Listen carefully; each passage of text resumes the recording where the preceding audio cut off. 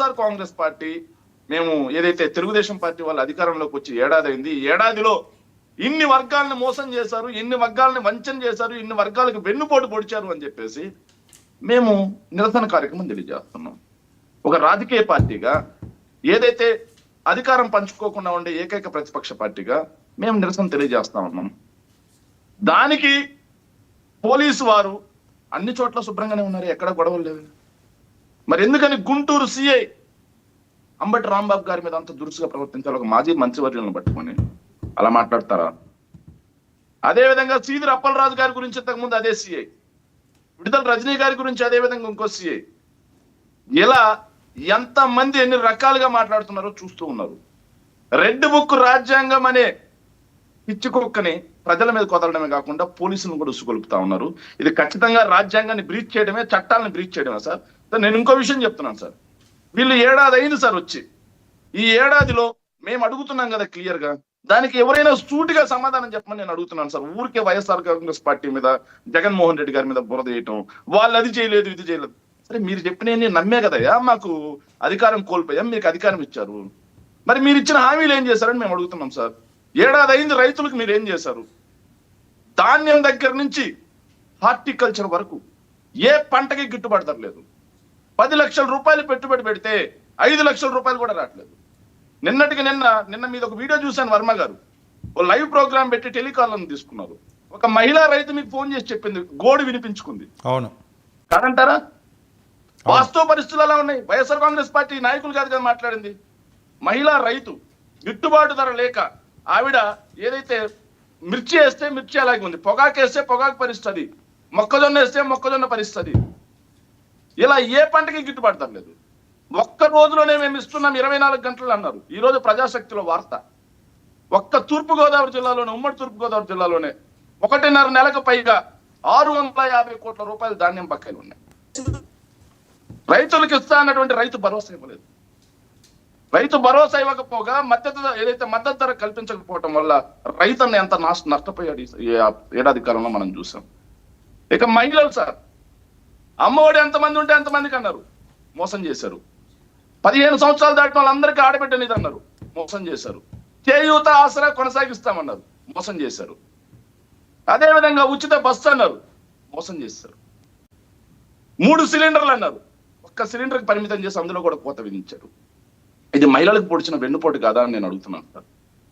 ఇవి కాకుండా విద్యార్థులు సార్, విద్యార్థులకు జగన్మోహన్ రెడ్డి గారు ఇస్తున్నటువంటి వసతి దీవెన కంప్లీట్గా ఎత్తేసారు, మంగళం పాడారు. ఇక విద్యా దీవెన అదే ఫీజు రియంబర్స్మెంట్, ఈ రోజు ఆస్తులు తనఖా పెట్టుకుని సర్టిఫికేట్లు తెచ్చుకోవాల్సిన పరిస్థితి డిప్లొమా విద్యార్థులు అయితే ఇంజనీరింగ్ చేరడం కోసం. ఏడాదిగా వీళ్ళు కేవలం ఫీజు రియంబర్స్మెంట్ కేటాయించింది 700 కోట్ల రూపాయలు ఖర్చు చేసింది. ఆరోగ్యశ్రీ అటకెక్కిపోయింది.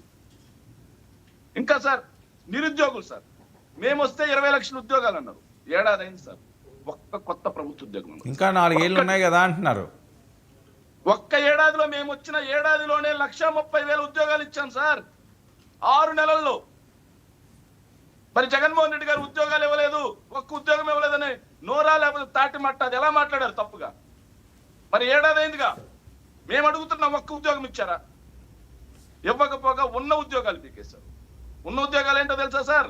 వాలంటీర్లకు 10,000 ఇస్తాం, 50,000 సంపాదించుకునే మార్గం ఇస్తాం. 2.5 లక్షల మంది వాలంటీర్లకు కోత, ఏదైతే బేవరేజ్ కార్పొరేషన్ లో కోత, ఫైబర్ నెట్ లో కోత, ఆఖరికి నిన్న సివిల్ సప్లైస్ కార్పొరేషన్ లో 20,000 మందికి కోత.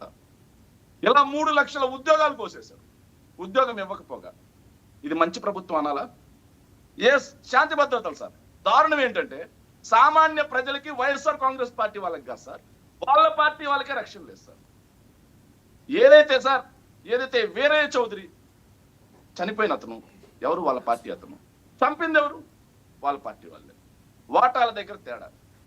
ఇక ఏదైతే మొన్న సార్ పల్నాడు జిల్లాలో ఫ్లెక్సీ దగ్గర గొడవతో జంట హత్యలు, చనిపోయిన వాళ్ళు టీడీపీ వాళ్ళే, చంపిన వాళ్ళు టీడీపీ వాళ్ళే.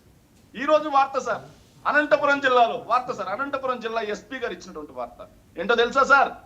సుధాకర్ నాయుడు అని చెప్పేసి తెలుగుదేశం పార్టీకి చెందినటువంటి ఒక నాయకుడి మీద హత్యాయత్నానికి స్థానిక ఎమ్మెల్యే అనుచరులే, ప్రధాన అనుచరులే ఏదైతే కుట్రకి తెరలేపారు. ఇంటెలిజెన్స్ కనుక్కుంది.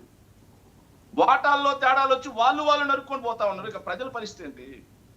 మహిళల మీద ఎన్ని అత్యాచారాలు జరిగాయి, ఎన్ని అఘాయిత్యాలు జరిగాయి ఒక జర్నలిస్ట్ గా మీరు చూశారు సార్. ఆఖరికి చిన్న పిల్లల్ని కూడా వదలలేదు సార్. చిన్న పిల్లల్ని కూడా వదలకుండా ఈరోజు అత్యాచారాలు చేస్తా ఉన్నారు. 16,000కు పైగా కేవలం మహిళల మీద దాడులు జరిగాయని చెప్పి హోంమంత్రి గారు ఒప్పుకున్నారు. ఇక శాంతి భద్రతలు రాష్ట్రంలో ఉన్నట్టేనా? దానికి మీలాంటి మేధావులైన జర్నలిస్టులు ఆలోచన చేసుకోవాల్సిన అవసరం ఉంది సార్. ఇంకా అవినీతి, ఇసుక ఫ్రీ అన్నారు సార్. ఎక్కడైనా ఇసుక ఫ్రీగా దొరికే పరిస్థితి ఉందా? మా గవర్నమెంట్ లో ఇసుక ద్వారా ప్రభుత్వానికి రాజశేఖర్ ఓకే, ఇవన్నీ మీకు అస్త్రాలే కదా. ఇప్పుడు ఏంటి జగన్మోహన్ రెడ్డి గారు అరెస్ట్ అదే కోసం సార్, ఎలా వెళ్తారని అడిగారు కదా కాదు, సార్. మేము కక్ష సాధింపు చేయటం లేదని చంద్రబాబు నాయుడు గారు అనడంలో ఆంతర్యం ఏంటి? దానికి చెప్తాను సార్, ఒక్క నిమిషం సార్, దానికి చెప్తాను. ఒక్క నిమిషం కంప్లీట్ చేసి దానికి చెప్తాను. సరే, ఇక అరాచకాలు సార్. అరాచకాల విషయంలో తెలుగుదేశం పార్టీ అధికారంలోకి వచ్చిన తర్వాత వైఎస్ఆర్ కాంగ్రెస్ పార్టీ వ్యక్తుల మీద దాడులు, వాళ్ళ ఆస్తుల మీద దాడులు, అనవసరంగా కేసులు ఎంత ఇబ్బంది పెట్టారు ఇక్కడ అనేది రాష్ట్ర ప్రజానికమే కాకుండా మీరు కూడా గమనించారు సార్. ఇక సార్ అవినీతి సార్, అవినీతి గురించి చెప్పుకుంటే ఇసుక దగ్గర నుంచి మద్యం దగ్గర నుంచి మొత్తం ఏం చేశారు? అప్పులు. అసెంబ్లీ సాక్షిగా జగన్మోహన్ రెడ్డి గారు చేసింది 3,30,000 కోట్ల సరే సరే, వాళ్ళే మాట్లాడుకున్నాం కదా శేఖర్, అది సార్, అది కాదు, వాళ్ళే ఒప్పుకుంటారు సార్. కానీ ఈ ఏడాదిలో 1,50,000 కోట్లు అప్పు చేశారు కదా. ఒక్క సంక్షేమ పథకం ఇవ్వలేదు, ఒక్క అభివృద్ధి పథకం జరగలేదు. మరి ఆ డబ్బు ఏం చేశారు? సరే ఓకే, ఈ అరెస్టుల సంగతి ఏంటి? ఇది ఎలా బయటికి లీక్ అయింది? అసలు ఆయన ఏదో చిట్ చాట్ మాట్లాడింది, దీని ఆంతర్యం ఏంటి? నేను అడుగుతున్నాను సార్. మీరు ఓ మాట అన్నారు సార్, ఆర్థిక నేరగాడు, ఆర్థిక ఉగ్రవాది అని చెప్పేసి చంద్రబాబు నాయుడు గారు అన్నారని. చంద్రబాబు నాయుడు గారు ఎవరండి? Who is he to decide? Who is he to decide it? అతను ఏమైనా న్యాయమూర్త? చట్టం ఏదైతే తీర్పు ఇవ్వాల్సింది ఎవరు సార్? న్యాయమూర్తి, రాజకీయ పార్టీ నాయకుడా? జగన్మోహన్ రెడ్డి గారి మీద కేసులు ఉన్నాయి. ఏ ఒక్క కేసైనా నిరూపణ అయిందా? కోర్టు ట్రయల్లో ఉండగా మరి నేరగాడు, తీవ్రవాది, ఆర్థిక ఉగ్రవాది అని ఎట్లా మాట్లాడతారు సార్? బాధ్యతాయుతమైనటువంటి ముఖ్యమంత్రి పదవిలో ఉండి చిల్లర వ్యాఖ్యలు ఎలా మాట్లాడతారు? ఓకే, జగన్మోహన్ రెడ్డి గారిని అయితే అరెస్ట్ చేయొద్దు అంటున్నారట, హ్యాపీయేనా? సార్ హ్యాపీ విషయం కాదు సార్. మరి బంగారు కడ్డీలన్నీ ఏమైపోయినాయి సార్? డబ్బులు సంచులు మూటలు సార్, ఏదైతే ఒకే ట్రక్కులు అండి సార్. నవ్వు వచ్చిన ఈనాడు, ఆంధ్ర